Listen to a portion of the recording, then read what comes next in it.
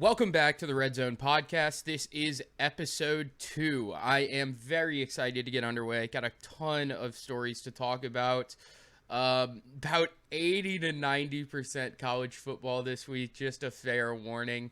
But a lot of stuff that I'm really excited to talk about. First off, though, finally, after a long, tough battle, I have got the first episode on Spotify. And I think the trend will be that I am going to have the audio episodes uploaded to Spotify a day after the video version on YouTube.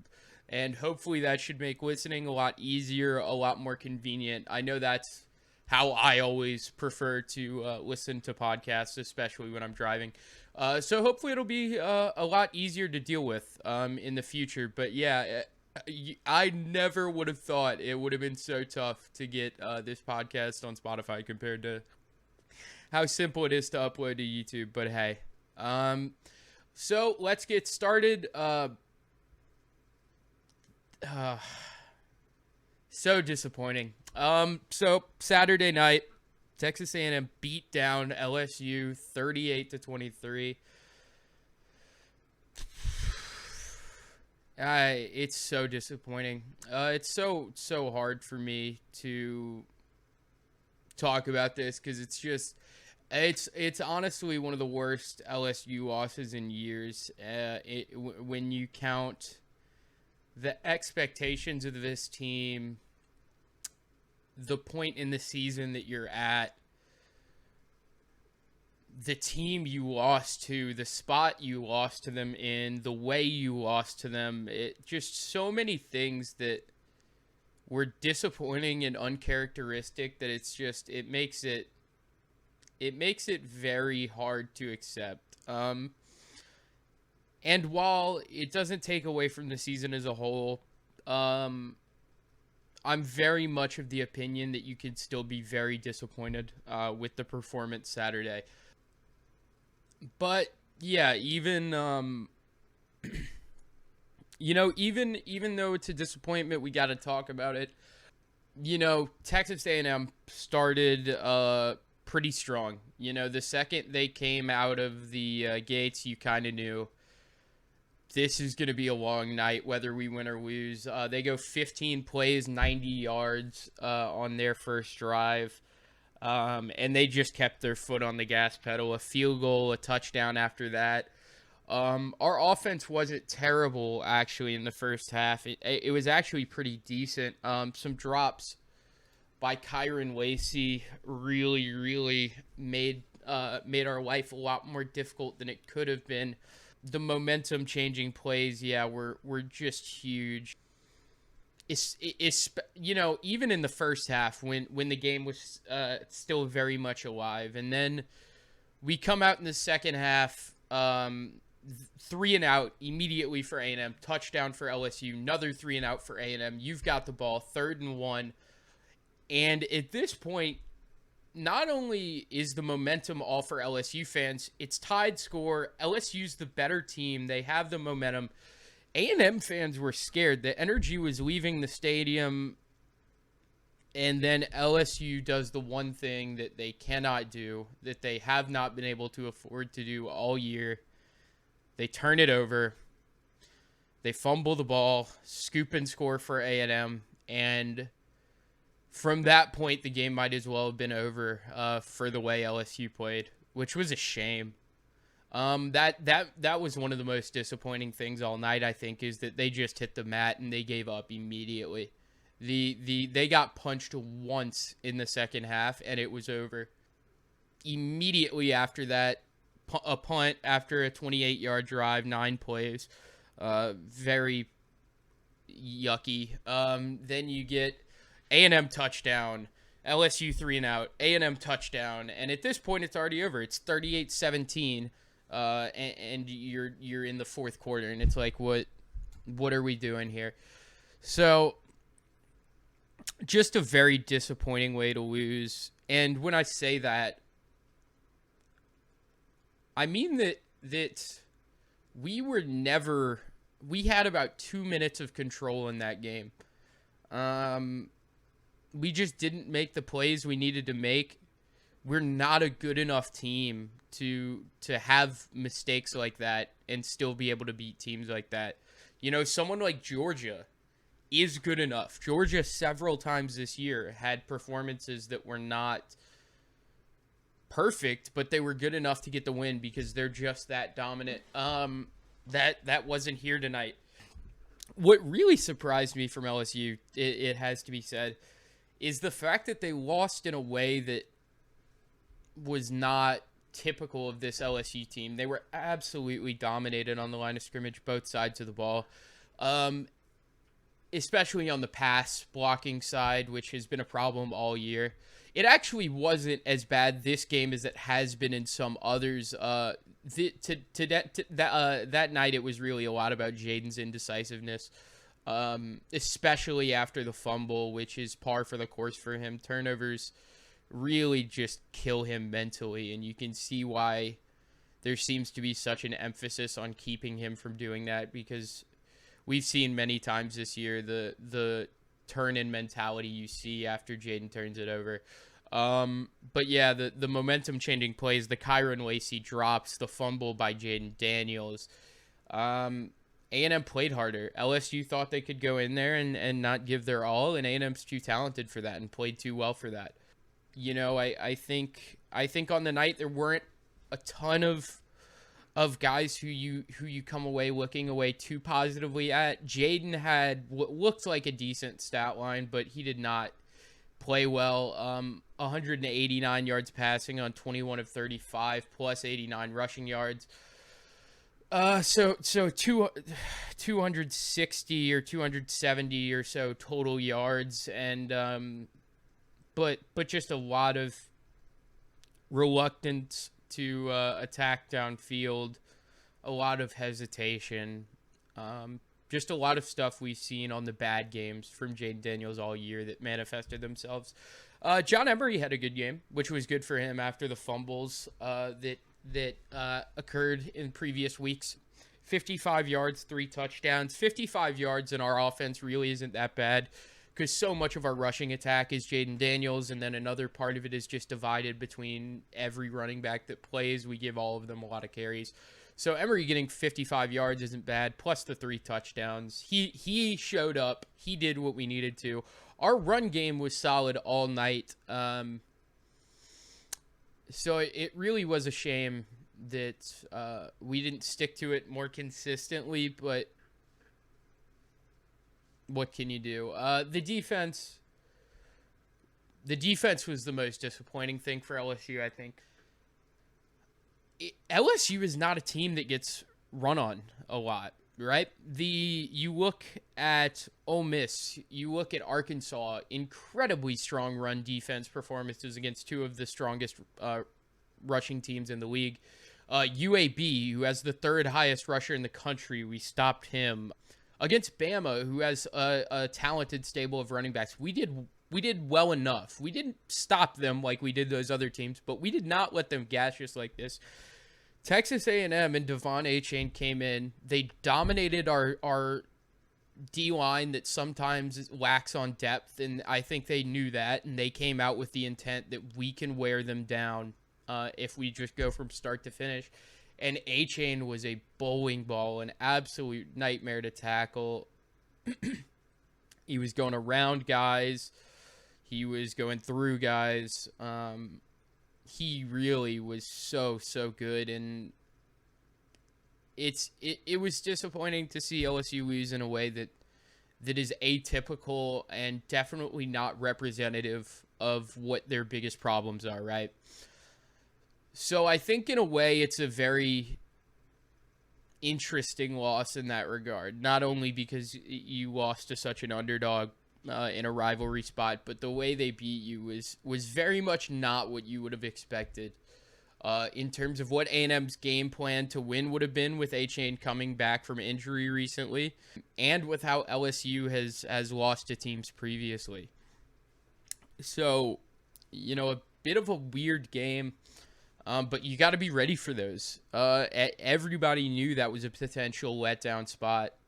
and you let a 1-6 A&M team get the best of you, and it wasn't close, especially in the second half. Just a really rough loss that makes it very tough to realize how positive the season has been as a whole, unless you somehow get a miracle win against Georgia. But moving on, Michigan surprises me once again for the second year in a row. I picked Ohio State. I expected Ohio State to win. And once again, Michigan plays them close in the first half, stays in the game, and dominates in the second. I think for a while I underestimated Jim Harbaugh in this matchup, and I overestimated Ryan Day. I think for a while I saw Ryan Day as an extension of Urban Meyer. And I don't mean to say that Ryan Day's a bad coach. I don't mean to imply that anything he's done at Ohio State has been a failure. He only has 5 losses at Ohio State, but when you look at where they've been late in the season versus Michigan, sometimes I think there's a clear discrepancy in how these teams performed, and you have to give it to Urban Meyer. He had those teams ready to perform at the end of the season every time, and that's why he was one of the best college coaches ever. Talk about his awkward punditry career or his terrible NFL head coaching career as much as you want. He is one of the greatest college football coaches ever. And despite the fact that I think Ryan Day has done a good job since he's come in, we've seen there's a difference. And we've seen that Jim Harbaugh, I think, finally has Michigan where he wants as a program. This game was very interesting, right? The first half made you think this was going to be an all-timer. You had Ohio State come out with the first punch, a strong touchdown drive, 12 plays, 81 yards. Michigan comes back with a field goal. Then Ohio State gets a field goal. And you've got this feeling, we're going to go back and forth. Then a couple stops for both teams. And then you start to get the big play Michigan touchdowns. Ohio State staying in it. And you get to the half and you've got a 20-17 lead for Ohio State. And you're like, this could go either way. This could be a great game. And then once again, for the second year in a row, after the half, Ohio State just weren't ready. Michigan were just so much better. There's not a lot else to say. It wasn't an exact copy of last year. There were some things that Ohio State did better, some they did worse. But the big plays for Michigan were just consistent in a way you wouldn't have thought, based on their previous performances through the season, based on, I think, what you would have expected their game plan to be. They just provided that consistent big play threat that I don't think I expected. I don't know how many people would have expected it. J.J. McCarthy made every big throw he had to. The outside ball to Cornelius Johnson for his first touchdown for 69 yards. The deep ball to Cornelius Johnson for his second touchdown for 75 yards. He was making jump ball throws to his guys. He was giving them shots at it without making it a ball that was guaranteed to get intercepted. I loved how J.J. McCarthy played compared to, I think, what most people expected. And while it wasn't a perfect game, in fact, he had it was a very weird stat line, actually, if you look at it. 12 for 24 for 263 yards passing and 3 touchdowns. Hey, it got the job done. And while 50% completion isn't perfectly optimal, it's not what they would have been drawing up. I doubt they care. Once you read them, that they got 263 yards through the air. Once you realize what their yards per attempt was and yards per completion, the big plays were there all night. And Ohio State came out running man. They wanted to stop Michigan's run game, and they didn't do that either. Donovan Edwards came out 22 carries for 216 yards. And while a lot of that was in the second half of big plays, they were still running man at that point. It's just Michigan had worn down their will and really imposed their game plan on Ohio State in a way that I don't think I ever would have seen coming any period more than 2 years ago. I saw this as a hammer and nail dynamic, a lot like I saw the old LSU in the Miles versus Saban era, especially the later times. It felt like all the talent was there for Michigan, but they were just slightly less talented, and they had a worse coach, and I didn't know what they could do. But Harbaugh, in terms of what he's doing with the program, is really starting to win me over again. And maybe that sounds a bit foolish because we all know what Harbaugh did in the NFL and what Harbaugh did with Stanford. So he's a good coach. That much is obvious. But getting 2 wins in a row versus Ohio State for Michigan in this century, that's big. That's huge. There's no other way to put it. Despite the loss and despite the fact that Ohio State won't have performed how they wanted to, and even Stroud had some mistakes in the second half when he was really forcing it, I am not turned off Stroud as a prospect at all. CJ Stroud is one of the best pocket passers I've seen in recent college football. He is so confident. He's so accurate. He makes throws that are risky look like, yeah, how were you going to stop that? What was your plan? Every drive you watch of CJ Stroud, he makes a throw that literally makes your jaw drop. Watching the highlights of the game, there were 2 or 3 that I was just shocked. I could not believe, and I've watched him before, which says a lot because I've already had a high opinion of CJ Stroud, and I think every time I watch him, it just goes up. OSU quarterback curse be damned. I am very, very high on CJ Stroud as a quarterback prospect. I'm very excited to see how he develops into an NFL quarterback in his future. And so a disappointing loss for him that will presumably end his Ohio State career, sans the bowl game, which he may or may not play in. So a very disappointing end to a very, very great career for CJ Stroud, where he is now just barely missed out on the Heisman twice in a row. So Notre Dame beat USC 38-28 in a game that, going into Saturday, LSU fans thought was going to be pretty important. I thought would be pretty important. I thought I'd be watching this game on like a 1-hour delay from the LSU game because I thought, hey, maybe we'll just beat Texas A&M so bad that I'll get to watch Notre Dame and USC, and I'll get to see how that game goes live, and I'll get to be pulling for Notre Dame, which is not something I say a lot. But LSU took that out of our hands, and maybe deservedly so. But what we did see in that game was USC put together probably one of their most complete performances all year versus a decent team. And they haven't had a very strong schedule. They're not a team that's played through a lot of really strong teams. So seeing them, I don't want to say dominate because it wasn't a blowout, but it was a very comfortable win. You could see from the first minute, I think, that it was going to be USC's game. Their weapons were just way, way too much for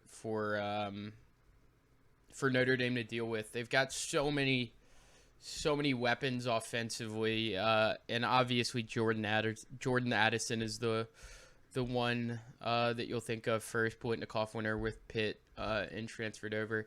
But they really just got such a good receiver group. They have a tight end who's really started to separate himself as a red zone threat recently. So it was a good performance from them. And probably the most relevant thing, since this game wasn't particularly competitive, was that Caleb Williams had his Heisman moment, and he won the Heisman, essentially. Stroud lost. Hendon Hooker's injured. Blake Corum missed the last few weeks. So he's, by all accounts, completely locked the Heisman up, and very deservedly. I actually said last week, I talked about how good I thought Caleb Williams was, and he had another really good performance. 18 of 22 for 232 yards and a touchdown, along with 9 rushes for 40 yards and 3 touchdowns, including an absolutely incredible scramble that was, his Heisman moment, per se, when he evaded what must have been like 5 or 6 of the front 7 of Notre Dame en route to scrambling for, I think it was 13 yards and a first down in the third quarter when they were still only up 10. And he's a really special quarterback. It's been very apparent. I mean, his career stats are unreal, considering it's his true freshman and true sophomore year. His passer rating last year is 170. This year, 168.5. Already has over 5,000 yards passing in his college career. Plus the fact that he's a rushing threat, a scrambling threat. He's going to be a player I'm very interested to see in the NFL. And the comparisons are interesting because, on Twitter after the performance and the fact that it's become more evident he's going to be winning the Heisman, you started to see a lot of comparisons, and people always want to make those. And I think that's fair and it's understandable. But the spot I get to watching him, I want to say, is and man, you could take this as I'm overhyping him, but I'm not talking about the skill level. And while Caleb Williams is very skilled, I'm talking about the type plays he makes and the type player I think he can be. He reminds me of the best parts of Patrick Mahomes, but the way he moves is very similar to Kyler Murray without that elite level athleticism.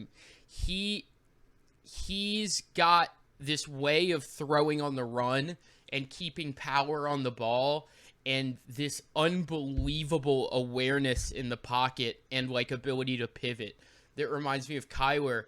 But he's not an elite athlete like Kyler. He just makes it happen. He's aware, he's a good scrambler, and he's got enough athleticism to make you look foolish if you give him the space, kind of like Mahomes. And he's starting to show that he's got that arm strength that those two have as well. It was a great performance from Caleb Williams. He's wrapped up the Heisman. He's got highlights on every drive. You just look through the shortened highlights of the game, and it's like a Caleb Williams highlight video. Just an amazing night for him. And he's a great quarterback. He's going to be in the NFL, and I think he may be in the NFL for a very long time. He's so smart. He picked up the highest level of college football so quickly and hasn't looked back. I think maybe a little underappreciated how good he's been from the second he started playing, even back at Oklahoma. But, with that wrapped up, you can really start to look at USC and Notre Dame seasons as a whole. And, with 2 new coaches, big seasons for both. And USC really, really delivered with the type performances they would have been hoping for. They played a pretty weak schedule, and they had some close games. They played Oregon State pretty close, given Oregon State's a very good team now, and it was at Oregon State, so that's pretty understandable. Then you get to a result like the loss at Utah. Utah's a decent team. I think maybe you would have hoped they could win. I don't think Utah is elite, but they got the win there.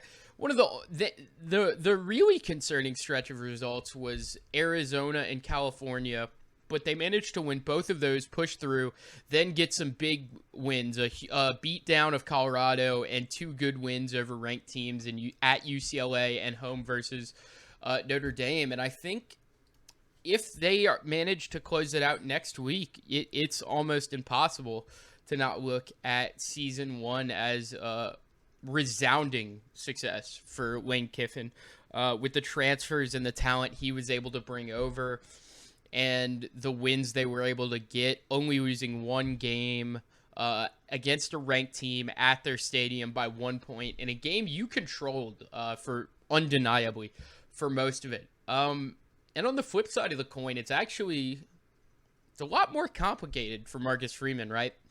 He started the season 0-2 with an understandable sort of close loss, 21-10, at Ohio State. And at that point, you were like, okay, that's fair. That's not a crazy result for Notre Dame. They go out next week and they lose 26-21 versus Marshall. And it's like, okay, well, where is Notre Dame really? And then they win a few games. They beat BYU, who was ranked at the time. They beat North Carolina, who would be ranked later. You know, they eked out a win over Cal, but that's not, you take any win you can get off of some results like that. And then it all kind of comes back to the ground with a close loss against Stanford. And you realize you're at 3-3. You started 0-2, now you're 3-3. And you've got 3 ranked teams left on your schedule, and you're like, this could be a fight for a ranked spot. And they turned it on down the stretch. A comfortable win versus UNLV. They beat down Syracuse and Clemson in really convincing fashion to go to 6-3. They take care of Navy, beat down Boston College, and they're at 8-3. And while I don't think they performed how they would have wanted necessarily versus USC in that close loss, it's a complicated season because there was a really rough start, and in the middle they looked like a undeniably deserving ranked team. And I think what you think about Notre Dame's season this year is very dependent on what you think Brian Kelly left behind for Marcus Freeman. Because I'm of the opinion that he left behind a top 10 team.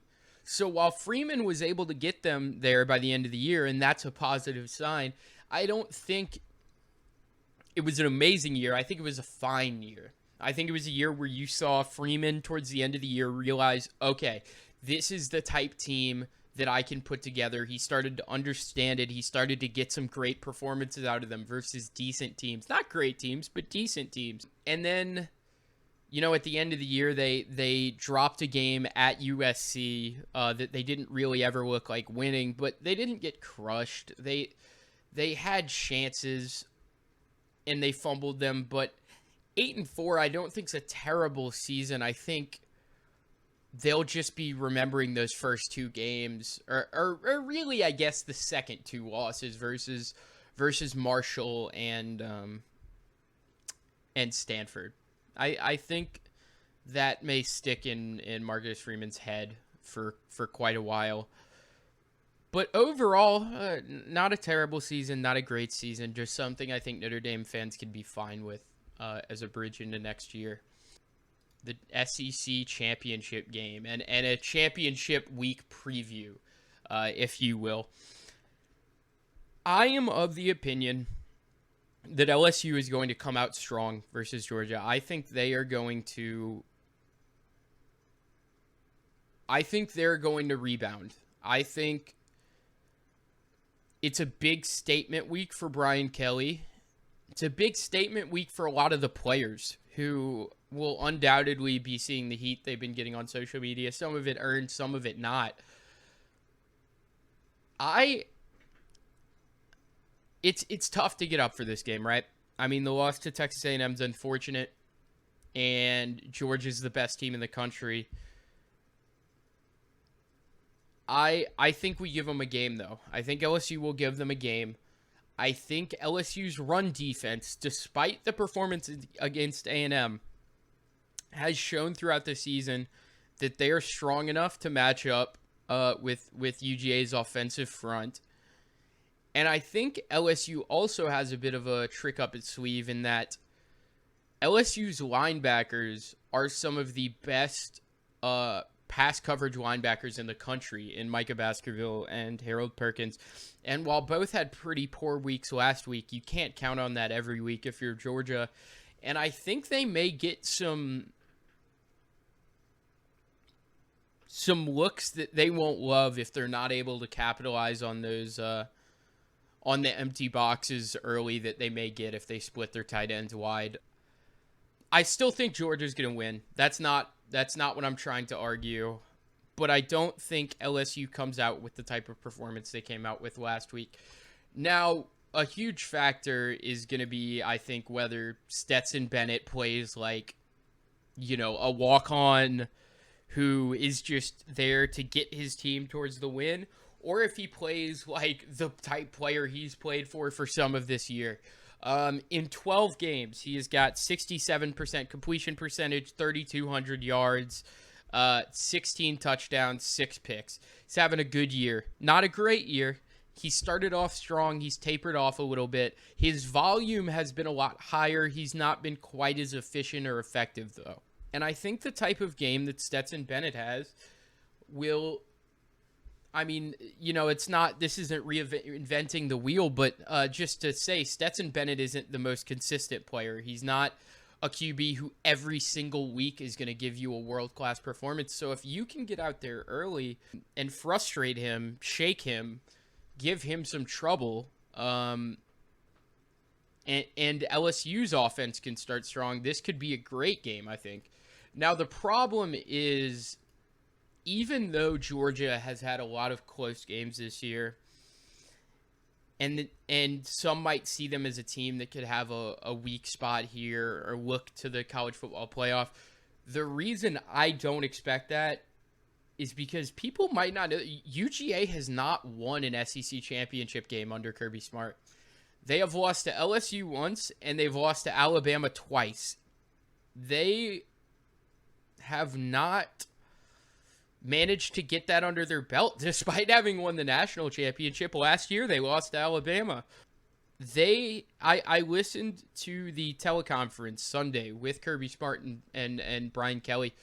Kirby Smart wants this SEC championship game. He's been around this league a lot. He knows how difficult this is.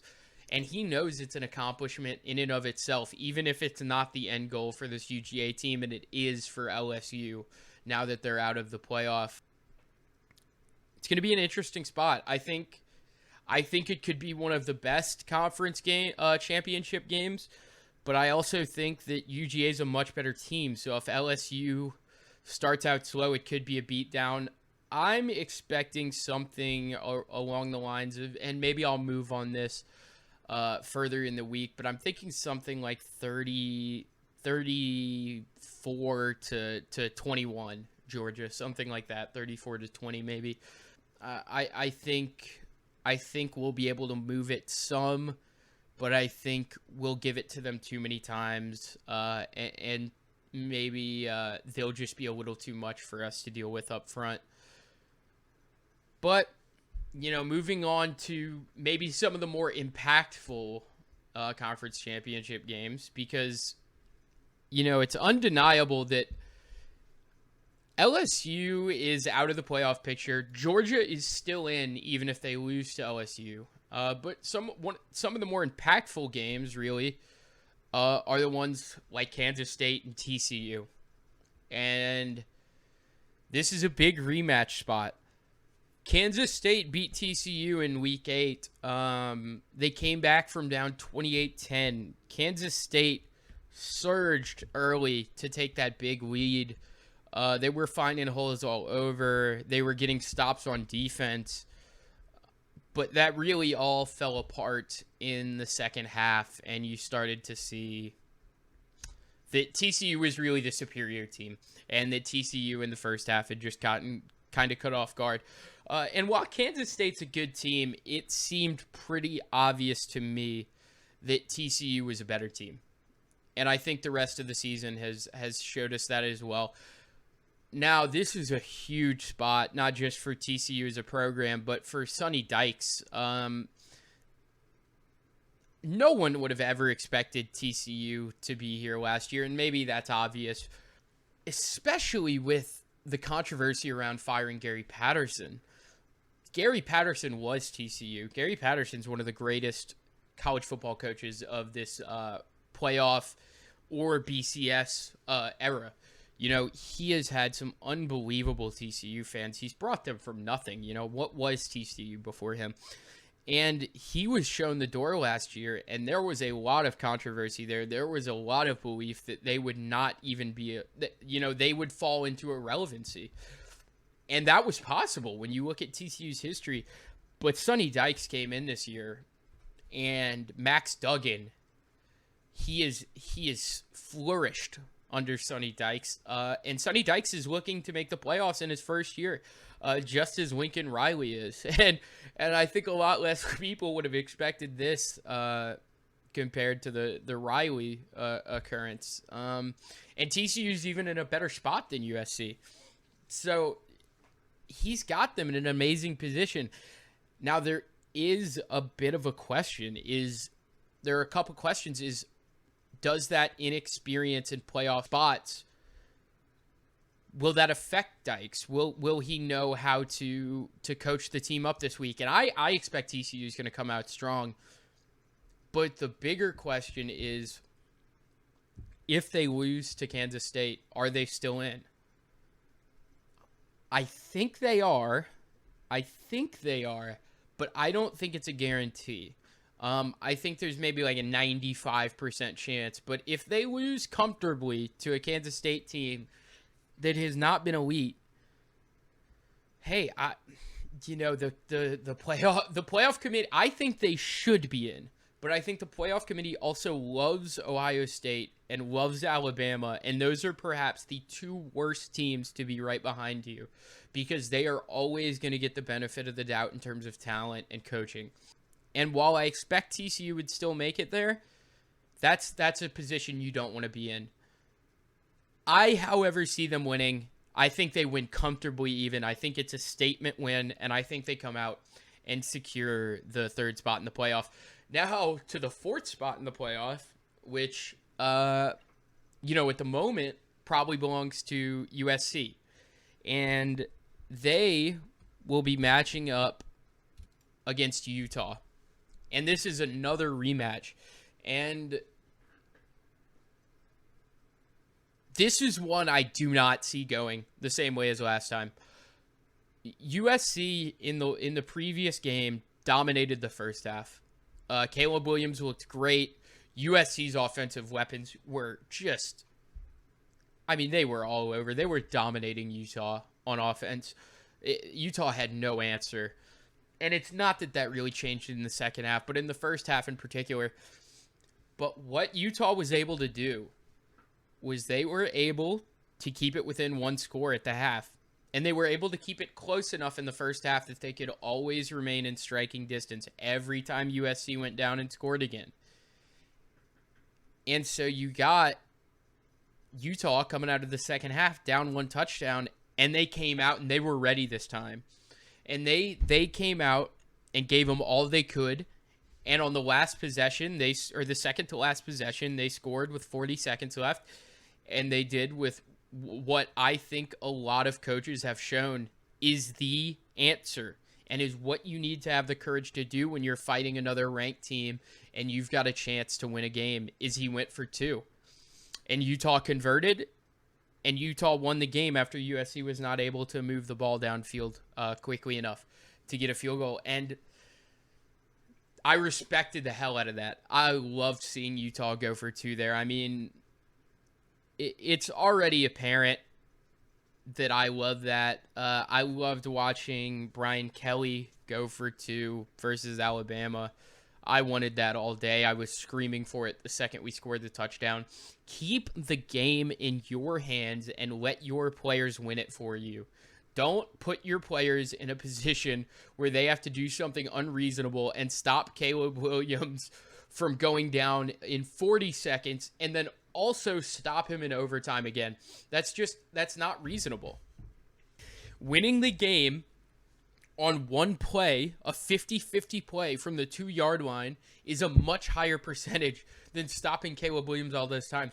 So I was so happy to see Kyle Peterson go that way and to see them go for 2 there. Now, do I expect that to play out the same way this week? No. I watched that game, and I don't know how USC or Utah won. If USC's defense can show up this week, this game may not be close. I want USC to show up strong because I think if USC wins, I think the 4 most deserving teams and the 4 best teams have made it in. And I want to see the Heisman winner in the playoff, obviously. But how many times has Utah played spoiler here? How many times have they gone to the Pac-12 championship with no chance to win and then ruined the team's year? I mean, we saw it last year with Oregon, and then they were playing Ohio State in the Rose Bowl, and they almost beat Ohio State in the Rose Bowl, had a shootout with them. Utah loves to be the spoiler, don't they? And this is another chance they have to really exercise that role. Now, with that said, I think USC wins this. I think they come out strong. I think they win comfortably. I think their defense makes a statement and maybe doesn't show that they're elite, but shows that they can stop a mediocre Utah offense.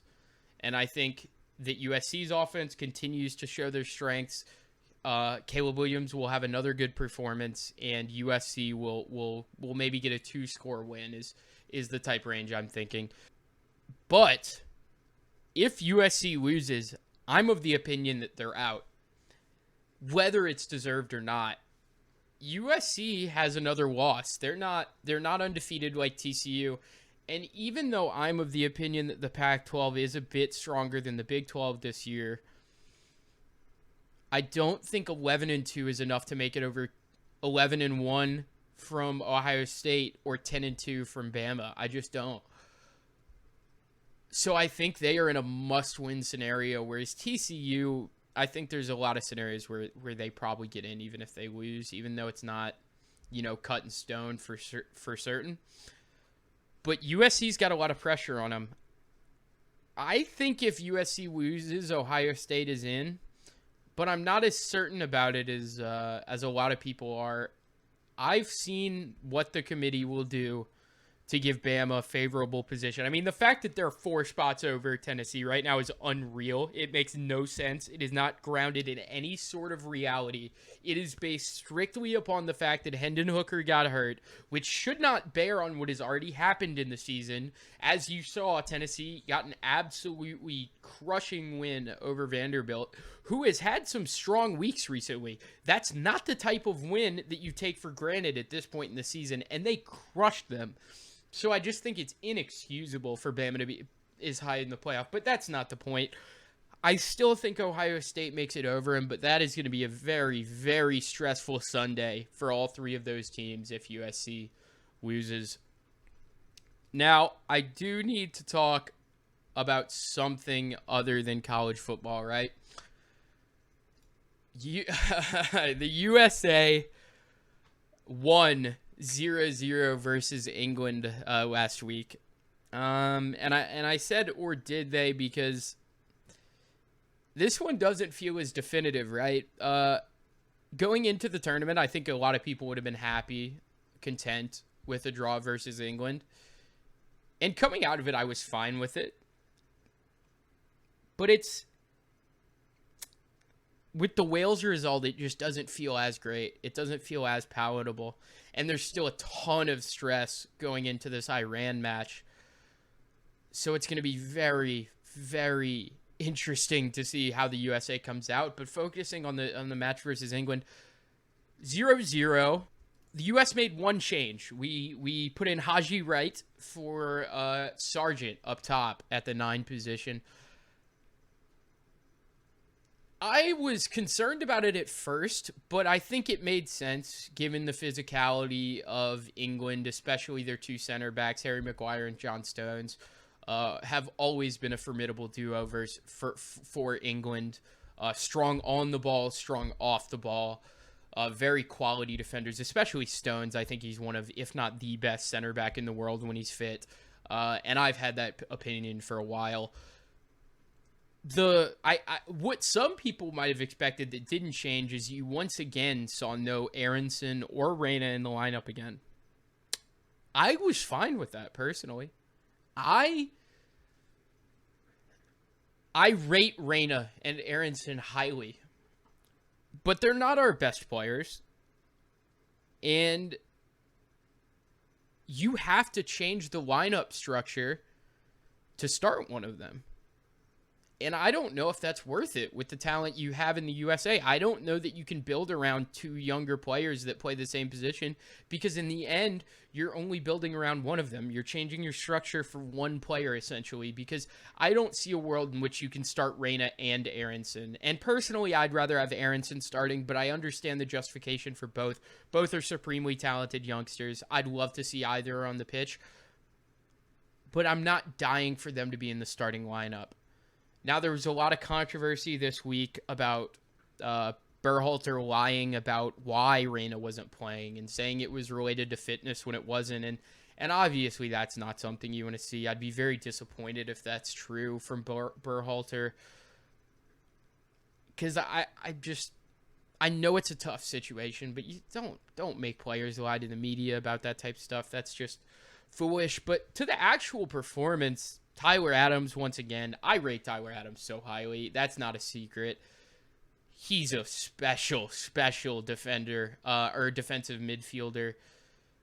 National teams, he really shows his quality, doesn't he? He's just the ultimate workhorse. He's all over. He's back and forth. The energy is there until the 90th minute. He's a leader. He's a young captain for the U.S. I mean, what a player. I could talk about him all day. He's so good. It actually just makes me so excited to talk about Tyler Adams because he's such a good player. He was great. Pulisic, I think, once again was really good. Pulisic's been so threatening on the ball. I actually had a bit of worry that given the hype that has been ensuing for him to be our best player for so long, and his first World Cup, I thought, hey, maybe, drop in performance. Maybe we get something that's not perfect, but he showed out and he played strongly. I was very impressed by him. He had another good game and no assist this time, but once again, he had that shot at the bar. He was threatening on the ball. He looks a terror to defend against one-on-one. Even England's defenders were scared. Which said a lot. And another person on the ball that was brilliant, Weston McKennie, showed some of his skill. He was crucial to that build-up, which almost resulted in the Pulisic goal. He spun past, I forget which midfielder for England, then made the run to cross it towards the middle, and it eventually settles for Pulisic, who takes it and hits the bar. McKennie was strong again, and that midfield three of the U.S. of McKennie, Adams, and Musa, you cannot touch that. You cannot touch that. You have to leave those three on the pitch. They're so good. They're so good, and they're all so skilled in their own ways. I love watching them. I love watching how they play. It's the most talented midfield I've seen for the U.S. men's national team in my time of watching them. It's a pleasure to watch, but with all of these positives, still got to go and get the win versus Iran, because you still haven't gotten one. In defense, Tim Ream, a stalwart again. I've been so impressed by Tim Ream. I mean, really, what a strong World Cup from him so far, especially with Walker Zimmerman on the other side, who has had his moments, but has been terrifying on the ball at times. He's so careless passing the ball. He's making mistakes that you cannot afford as a team like us, giving the ball away in possession in our own half. You just can't you can't do that as often as he's been doing. But I think he's been okay. I think Tim Ream, though, on the other side's been the really strong one. Dest had an okay game. Anthony Robinson probably had his weaker game of the two. Although he still was strong versus Saka and pushed up a lot, his touch was very weak. Technically, he was off, no doubt about it. The flow of the game was very interesting. England dominated the first 20. After the first 20, I think a lot of U.S. fans would have been a bit scared. But after that first 20, the U.S. controlled most of the match until like the last 10 to 15, I'd say. That was a huge surprise to me. I thought this would be a constantly back and forth game that the U.S. might just be slightly worse in, and perhaps a moment of brilliance would separate England, but the talent disparity was not clear, and the managing disparity was clear, to be honest, because when you had a game like that with a team like the U.S. who has talent, the U.S. is not what they once were, but they're not England. England is a world-class talent base in terms of national teams. And they have an incredibly hyped midfield. 3 young players just like the U.S. in Bellingham, Rice, and Mount, who are all incredibly hyped, expensive players that were mostly outperformed by the U.S. 3. And Southgate has a lot of work to do to get them to where they should be in terms of quality. Southgate's just not a. I don't think Southgate's a good national team manager. I don't like what he does. I don't like that Foden's on the bench despite being their best player, perhaps. I don't like that he has this favoritism for Mount. I don't like his subs. I think they're questionable. I don't like how he changes his tactics and when he changes his tactics and his reluctance to use gadget players like Trent Alexander-Arnold. It's just questionable for me. So it's a very interesting spot England find themselves in, where they almost certainly will win the group, but they're not at the level of the highest national teams. And it's also a very interesting spot for the U.S., right? Because they've gotten a solid result where they looked like the better team versus England. And for a lot of the match versus Wales, they looked like the better team, but they got dominated in the second half, gave up that goal, and now they have 2 draws, and they have to beat Iran to make it through. So, despite the expected goal models having it as pretty even versus England, and the fact that you'd have said England was the favorite, the U.S. is still in an interesting spot, right?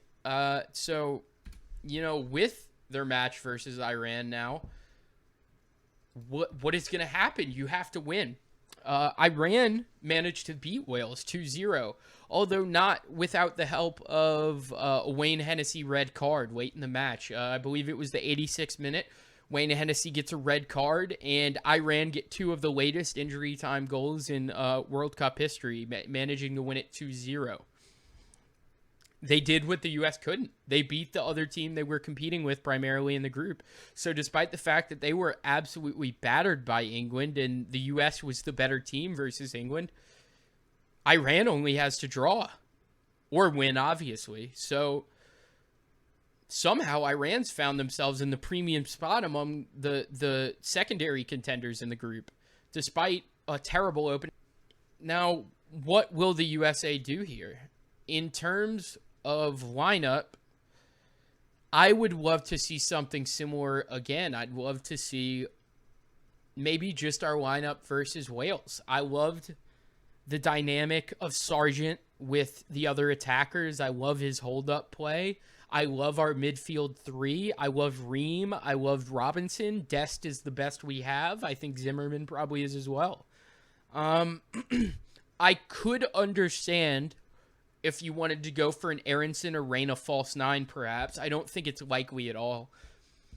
You could also go to perhaps a 4-1-2-1-2, a 4-1-2-3-1, if you wanted to do something like McKennie, Adams, then Musa on one side, Aronson in the middle, and then Pulisic on another side, perhaps, and you wanted to take out Weah. it'd be interesting. I don't know how much I like it. I think we should stay similar. I think if we go into this match with a good lineup and the right mindset, the USA can win, and the USA can come out of this group feeling very good and looking ahead to the bracket stage. But yeah, that is the second episode of the Red Zone done. So I'm so appreciative of everybody who tuned in for episode 1 and gave it a listen. It is now on Spotify. Episode 2 will be out on Spotify tomorrow. I will post the link in the bio. But yeah, appreciate everybody who listened. I'll be back next week. I will also be dropping a reaction to Iran-USA matchup later today on my channel this week. So everybody stay tuned. Appreciate everybody listening. Peace.